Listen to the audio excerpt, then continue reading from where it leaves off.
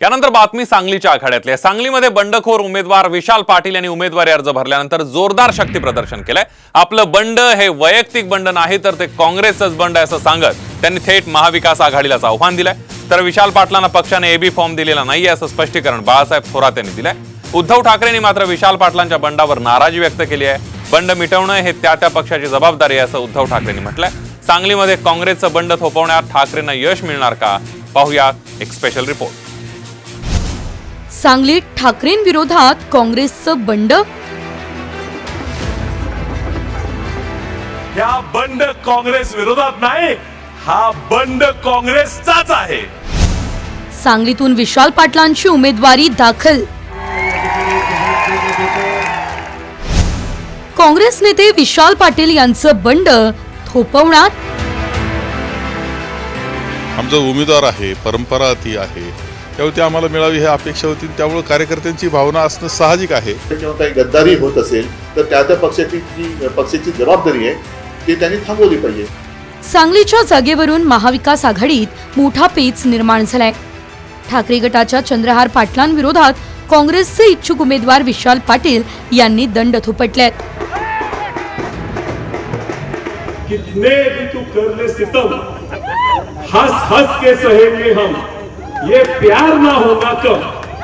त्यामुळे किती जरी आम्हाला छळलं, किती जरी त्रास दिलं तरी काँग्रेसवर आमचं प्रेम कमी होणार नाही। विशाल पाटील यांनी अपक्ष उमेदवारी दाखल केल्यानं काँग्रेसमध्ये बंडाची चर्चा आहे। मात्र हे काँग्रेसचंच बंड असल्याचा धक्कादायक गौप्यस्फोट विशाल पाटील यांनी केलाय। ह्या बंड काँग्रेस विरोधात नाही, हा बंड काँग्रेसचाच आहे। काँग्रेस पक्षाचं चिन्ह शिवसेना लढते, आमचं चिन्ह नेलं। राष्ट्रवादी म्हणते आमचं चिन्ह नेलं। सांगलीकरांचं तेच भांडण आहे।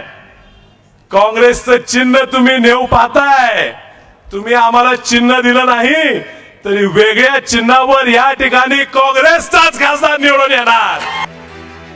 उद्धव ठाकरे यांनी परस्पर चंद्रहार पाटील यांची उमेदवारी जाहीर केली। त्यानंतर काँग्रेसचे नेते विश्वजित कदम, नाना पटोले यांनी तीव्र विरोध केला होता। म्हणूनच विशाल पाटील यांच्या भूमिकेला काँग्रेस नेत्यांचा छुपा पाठिंबा आहे अशी चर्चा आहे। त्यावरून उद्धव ठाकरे यांनी काँग्रेसला थेट इशारा दिलाय। जागा वाटप हा झालेला आहे। तिन्ही पक्षांनी आणि महाविकास आघाडीच्या सर्व मित्र पक्षांनी अधिकृत पत्रकार परिषद घेऊन जागा वाटप जाहीर केलेलं आहे। आता जर कुठे काही बंडखोरी किंवा काही गद्दारी होत असेल तर त्या पक्षाची जबाबदारी आहे, ते त्यांनी थांबवली पाहिजे। परंतु आपण ज्यावेळेस एकत्र काही पक्षांना घेऊन पुढे जात असतो महाविकास आघाडीच्या माध्यमातून किंवा कुठेही, त्यावेळेस काही फायदे तोटे सुद्धा, त्याचे फायदे जसे घ्यायचे असतात तसे तोटे घ्यायचे असतात। अजूनही विशाल पाटलांशी आम्ही बोलू, चुकीचं पाऊल उचललं जाणार नाहीची काळजी घेऊ। काँग्रेसकडून एकीकडे तोडगा काढण्याची तयारी दाखवली जाते, दुसरीकडे काँग्रेसचे नेते विश्वजित कदमच विशाल पाटलांकडे वंचितचा पर्याय असल्याचे संकेत देत आहेत। बहुजन वंचित आघाडीच्या अनेक प्रयोग महाराष्ट्रात चालू आहेत आणि या प्रयोगामध्ये काय काय घडतं हे एकूण म्हणजे त्या निवडणुकीचा अर्ज भरण्याच्या शेवटच्या दिवसापर्यंत चालू असतं, म्हणून मी त्याच्यावर काही टिप्पणी करणार नाही।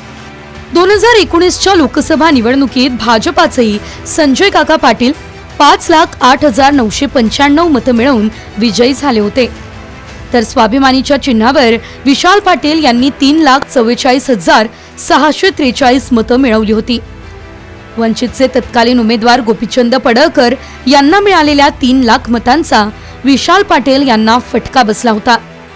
मात्र यावेळेस वंचितचे अध्यक्ष प्रकाश आंबेडकर यांनी विशाल पाटील यांना जाहीर पाठिंबा देण्याची तयारी दाखवली आहे।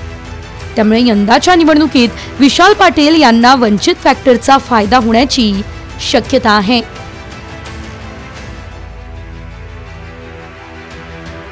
कोल्हापूरच्या जागेच्या बदल्यात सांगलीच्या जागेवर पाणी सोडल्याचं ठाकरे गटाकडून वेळोवेळी सांगितलं जातं। मात्र काँग्रेस नेत्यांनी विशाल पाटलांना छुपा पाठिंबा दिल्यामुळे ठाकरे गटाची कुठेतरी अडचण वाढल्याची चिन्ह आहेत। सोबतच काँग्रेसने मैत्रीपूर्ण लढतीचेही संकेत दिले आहेत।